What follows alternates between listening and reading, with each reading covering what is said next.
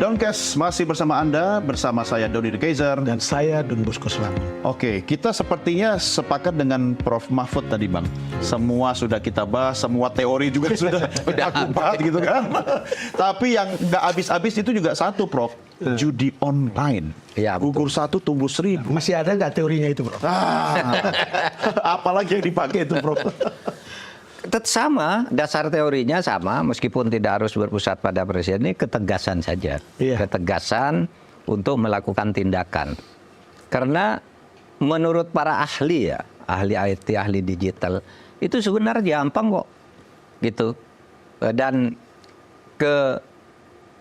pendapat para ahli ini nampaknya dulu pernah disampaikan di DPR, di Komisi 1 yang sekarang, yang dulu dipimpin oleh Mutia. Iya. Ya kan, jadi Sekarang Menteri. dia catat itu kayaknya, mungkin nih lalu begitu dia masuk lalu muncul Betul. langkah-langkah itu karena di DPR udah disampaikan, di sini loh caranya, di sini sumbernya sih, kira-kira gitu ya.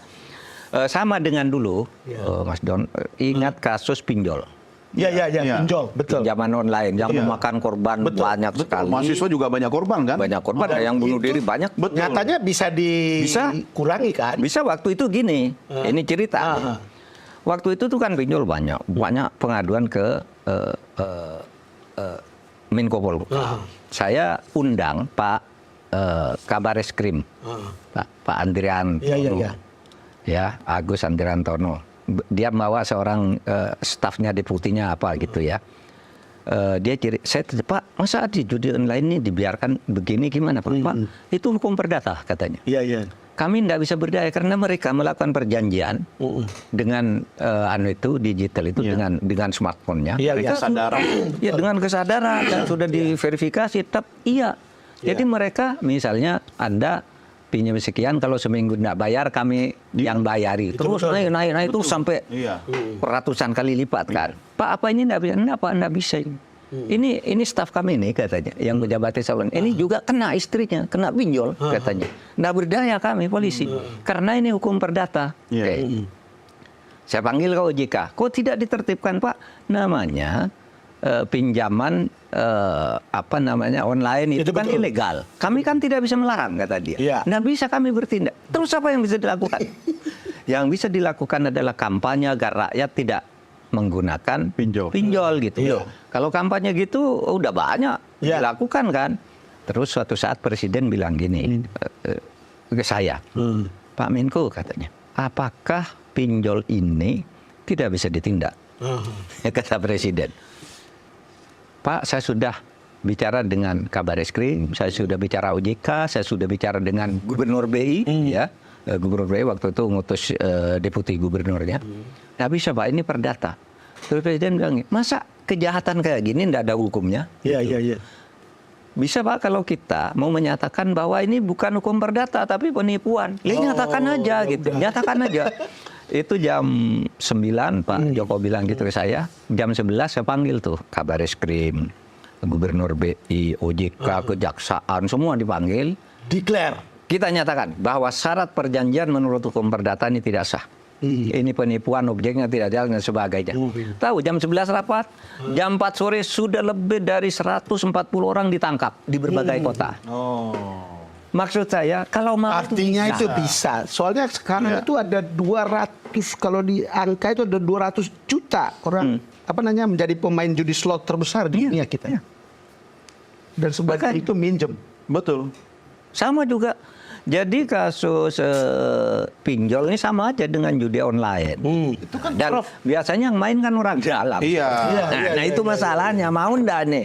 Itu bukan soal mau aja, Prof. Itu kan tadi bisa terjadi karena Prof bisiin presiden kan, ada celah kan? Iya. Sekarang presiden yang tanya ke saya sudah berusaha ke semua lembaga, katanya enggak bisa berdata. Lalu saya dipanggil presiden. Masa kejahatan kayak gini enggak ada hukumnya? Kata bisa Pak, ini hukum perdatanya dipidanakan aja gitu. Iya lakukan aja katanya. Presiden kan dapat laporan kan lari keluar negeri kan? Iya. Padahal jumlahnya itu 600 triliun dalam 5 tahun. Bahkan tahun 2023 itu sangat begitu. Ada teman saya yang menulis ini. Tahun 2024 ini bahkan bisa tembus 400 T. Wah, iya. Ini teman saya Eko Suprianto, Infobank. Jadi dia menulis tahun 2024 tembus 400 T karena kuartal pertama aja sudah tembus 100 T. Itu bayangkan. Kalau masuk ke APBN kontribusinya luar biasa segitu. Kalau masuk dalam kegiatan real masyarakat, Iya. itu pasti ada anunya, Prof. Ini kan Iya. masuk ke situ, hilang, ditelan keluar sana. Gitu. Saya kira presiden harus mengawal lah. Saya kira sikap presiden yang pidato-pidatonya itu juga termasuk masalah judi online itu ya, judol itu ya. Dan kalau dari situ polanya kan jelas ya. Kalau melihat dari kasus Komdigi itu, Ya. ternyata yang melakukan itu, yang membesarkan itu adalah orang dalam. Orang dalam. Iya kan? Itu masalahnya. Itu masalahnya. Itu berarti dua tuh menterinya yang mengangkat itu kemungkinannya dua. Dia tidak paham teknologi digital sehingga dia lalai. Yang kedua, dia sengaja melakukan untuk dapat sesuatu. Hanya dua kemungkinannya. Dari itu, tidak ada biayanya kemungkinan itu lain. ya. Hanya dua. Oleh sebab itu harus diperiksa ini. Komisinya 8,5 miliar per bulan. Wah, itu dia. Gila kan? Ya, itulah yang tadi saya bilang, Prof. Orang ribut berantas judi online sebetulnya bukan berantas judinya, tapi berantas gengnya. Berantas gengnya. Kalau Bersaingan dulu ini geng. kan gampang. Semua orang bilang gampang kok itu caranya. Saya sih tidak menguasai itu. Tapi orang yang ahli gampang katanya. Ternyata kan ini hukum orang yang ekonomi, diangkat kan, orang yang diangkat itu kan tugasnya kamu mengawal agar judi online itu habis. Tiap hari dihapus. Dia tiap hari laporan ke menteri, Pak hari ini kita delete sekian, hari ini sekian. Ternyata yang tumbuh lagi tidak dilaporkan. Di zaman dulu, Prof. Masih Atau mungkin yang tidak dilaporkan. Mana Prof, dipelihara? zaman dulu kan ada SDSB kan. Dan juga ada geng untuk kemudian disuap untuk tidak ribut. Ya, iya, ya. PSDSB, Porkas ya. Iya, kayak gitu. Tapi itu kan legal kan, Prof. Itu negara memberi izin gitu kan. Ya. Kalau ini kan tidak diberikan izin. Forecast itu zaman Pak Harto ya. Iya. Porkas, SDSB. Tapi, Prof, kalau bicara tentang hukum ekonomi artinya orang itu mencari peluang, Oh iya. mencari uang gitu. Iya. Itu kan artinya agak sulit ya kalau bicara tentang fitrahnya manusia gitu. Ya fitrahnya manusia, tapi juga kan ada aturannya. Fitrah manusia itu boleh dilaksanakan asal tidak mengganggu kepentingan orang lain, tidak mengganggu kepentingan masyarakat. Caranya bagaimana? Hukum. Nah, itu kan. Fitrah dikawal oleh hukum agar tidak fitrah tentang bahwa manusia masing-masing punya kepentingan itu kalau tidak ada hukum kan bisa ribut tuh, yang kuat menguasai, yang satu nipu yang lain. Tapi kalau ada hukum kan enggak. Nah disitulah sebabnya Bank Dunia itu mengatakan aset terbesar bagi sebuah negara itu adalah penegakan hukum. Betul. Berapa? 44% aset negara itu penegakan hukum.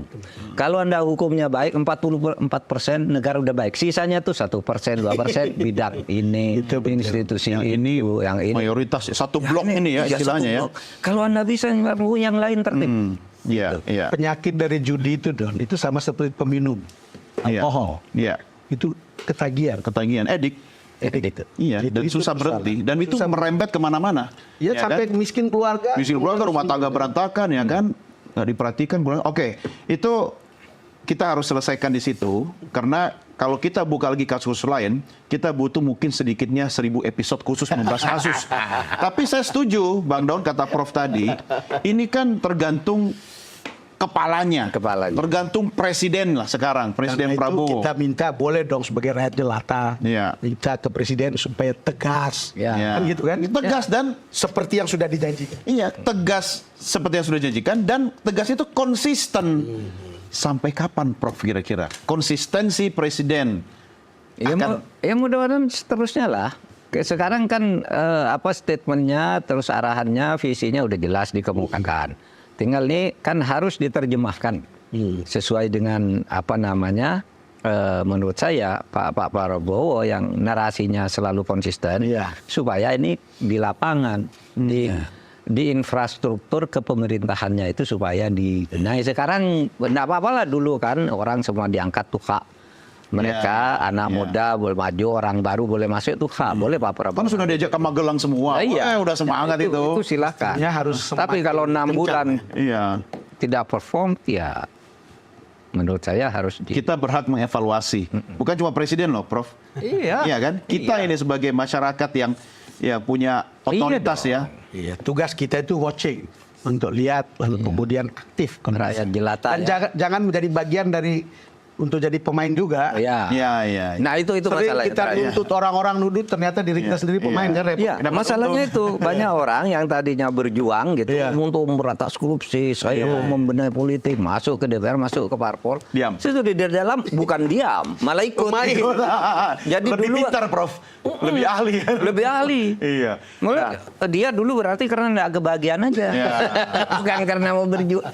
Prof, kalau di depan ada Presiden Prabowo, apa satu kalimat penting yang Prof bisa sampaikan kepada Presiden Prabowo terkait dengan semua diskusi kita, termasuk semua teori yang sudah habis kita diskusikan ini, Prof? Harus konsisten untuk tegas sesuai dengan statement-statement yang berdasar pada visi yang selama ini sudah dikemukakan secara konsisten, tapi belum bisa dilaksanakan karena beliau waktu itu belum berkuasa. Sekarang sudah berkuasa. Saatnya membuktikan. Be konsisten. Oke, siap. Kalau gitu, kita juga akan terus ajak Prof Mahfud gaspol. Oke, Prof? Siap. Untuk itu, Prof harus selalu tetap sehat ya, Prof. Ya? Amin. Terima kasih, Prof Mahfud. Ya, terima kasih, Prof. Selalu. Sampai ketemu Thank you, lagi. Prof. Salam buat keluarga dan pemirsa. Kita akhiri sampai di sini program Doncast. Tetap saksikan Doncast hanya di Nusantara TV dan juga saksikan melalui channel YouTube Nusantara TV Official. Saya Dodi The Kaiser. Saya Don Bosco Slamet. Sampai jumpa. Salam Nusantara.